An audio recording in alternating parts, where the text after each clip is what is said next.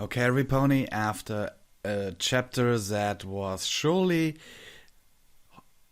a horror trip for everyone who favors the main six and especially Rarity and Applejack. I especially think Applejack is best pony, but okay. Well, here now comes the fourth chapter of my very own story, Children of the Night. I hope you enjoy this one.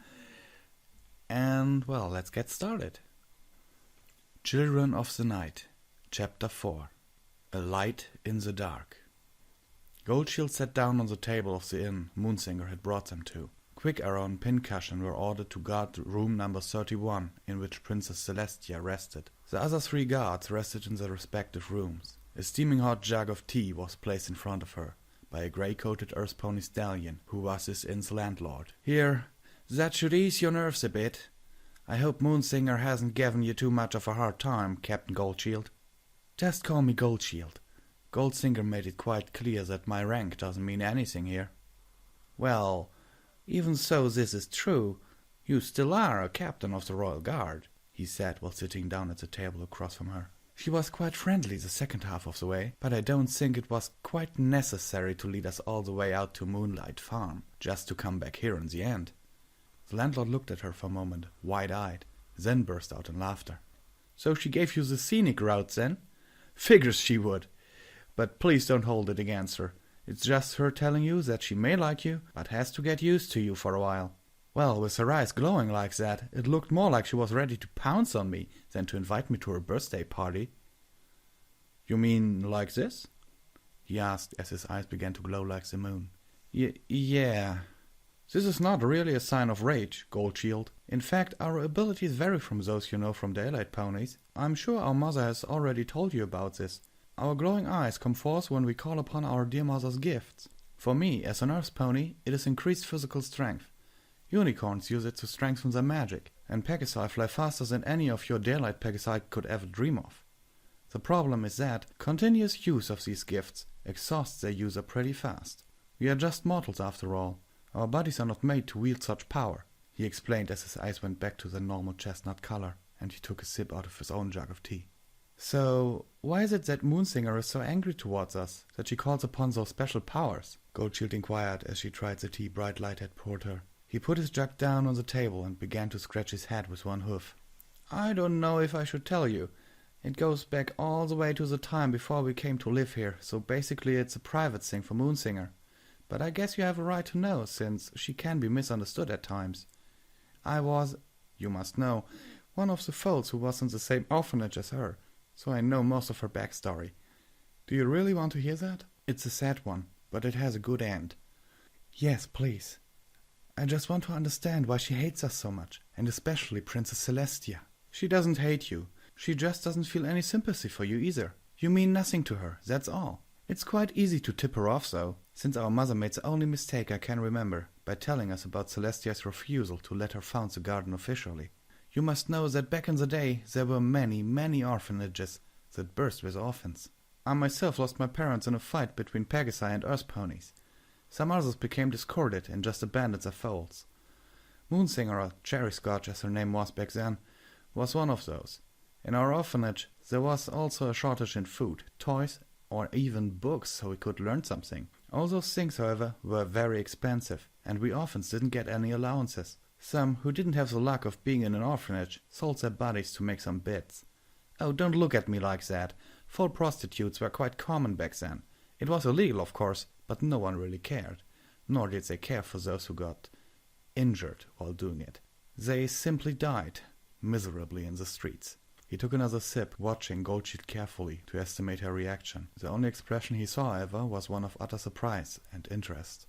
"Others begged for money, and they also managed to get by, but some ponies didn't take it too well if you asked them for a bit to spare.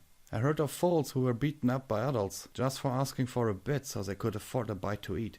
A tear formed in the corner of Bright Light's eye and rolled down his cheek. "And the last thought of us were those who did neither of these things.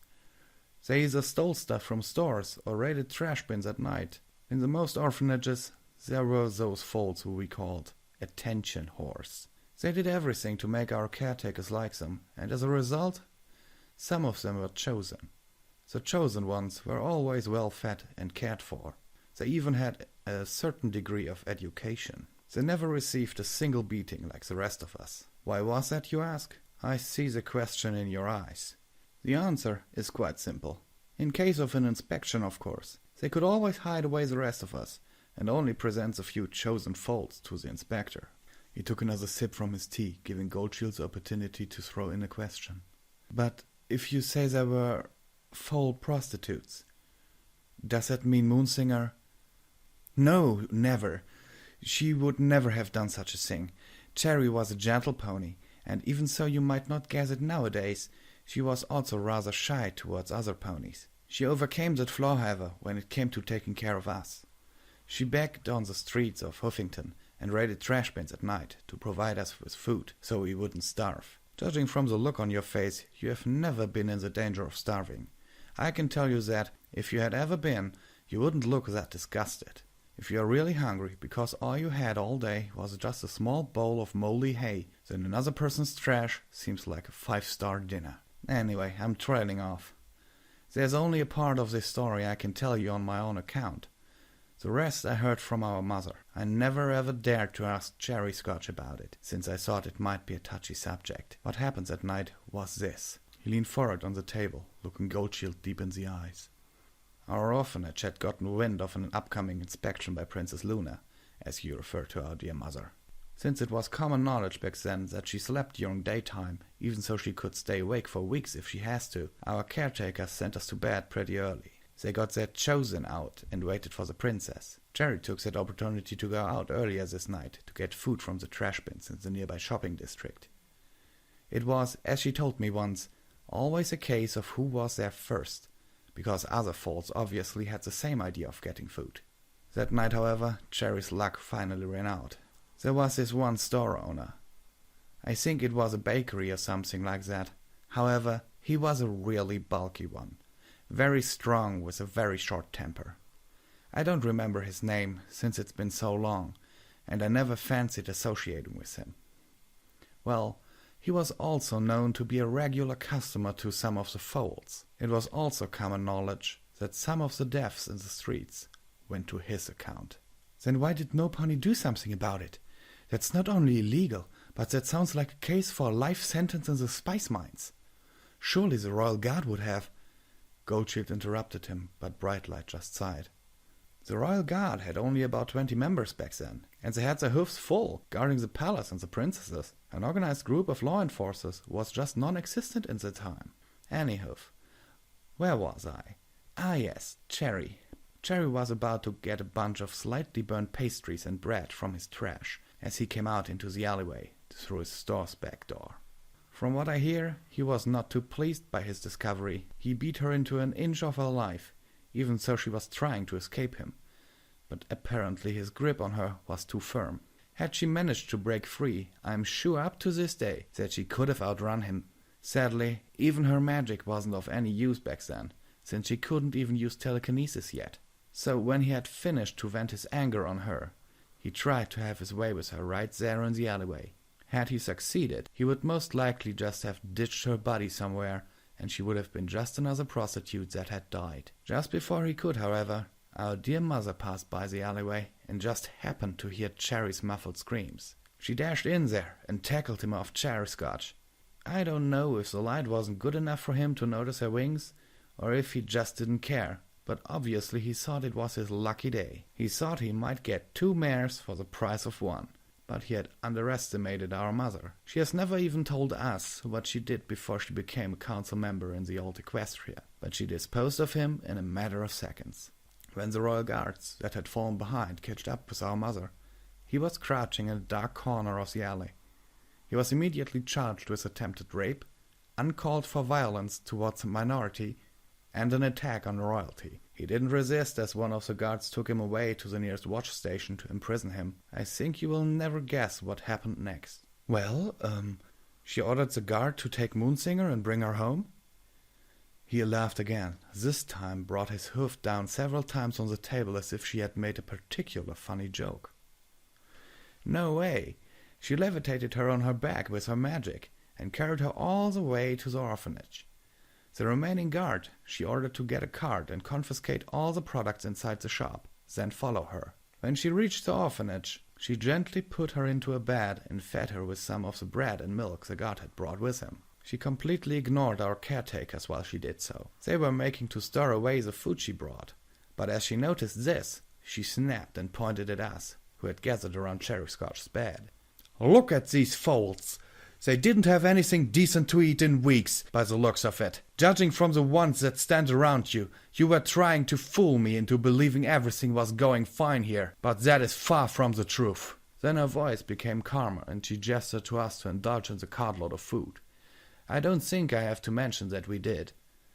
Oh, I had never been so full in my life after that cart was empty. In the meanwhile, she chewed our caretakers out even more, and then returned to Cherry's side. They talked all night, in fact. Cherry told her everything, while she listened horrified. Before she left, she assigned the guard she had brought with her, an unicorn stallion named Silver Helmet, to stand guard over us, so we would never be mistreated again. Also, she promised Cherry Scotch that she would come again and take her away from this awful place. However, she didn't come for several days after this. On the 5th night after the incident had occurred, a bright light shone through the window of our bedroom. I, as an earth pony, am unable to sense or tell the difference of magic. Cherry, however, woke immediately, since she had sensed our dear mother's magic. She glided right through our window, embracing Cherry, who had run up to her. However, she was quickly disappointed as our mother answered her question if she had come to take her away finally by shaking her head. Before she could show her disappointment, however, she addressed all of us. "I have come to take all of you with me, my children." Bright Light broke out in tears as he remembered this line from so long ago. "And that is how we became the children of the night. Since our dear mother is the ruler of the night, we entitled ourselves that way." He sobbed in joyful reminiscence as Goldshield stood up and patted him on the back with her foreleg. "And then she took you with her? I still don't really understand why Moonsinger reacted that way." He turned on her, and his expression was one of a teacher looking at a really dense fowl. "Do you really not see it? We were living miserable lives. All the adults were living in the light of day, while we had to scavenge trash at night. They never were kind to us, nor cared if we were miserable or not. All they cared for were their own petty lives. We got laughed at, beaten up, and by some very mean ones even raped, as I just told you. Orphans. No one will miss them, was the general opinion. And there, our dear mother, ruler of the night, was willing to get into a hoof-to-hoof fight with a stallion twice her size, just because some street-meat orphan was receiving a beating and was about to be raped. It was the very first time an adult had shown any of us any kindness. And that wasn't any adult either, but a princess.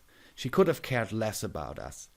Most adults would have seen the scene, but they would have just moved on without doing anything.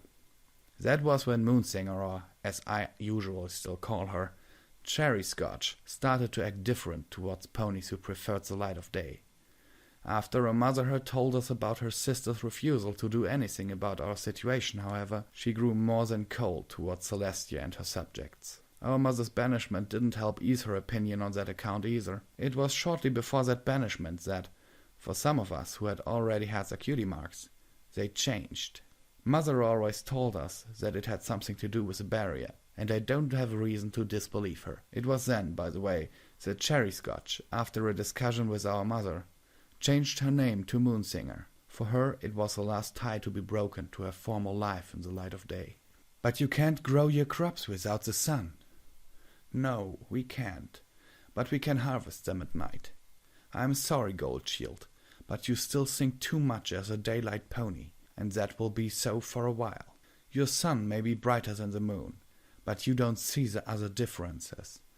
The sun doesn't only give life, but it also burns. It can hurt ponies if they are exposed to it for too long. The light of the moon is much gentler, and sufficient once you get used to the lack of my namesake, Bright Light. I advise you to take a closer look at both princesses, and you might find that their personalities resemble their celestial bodies."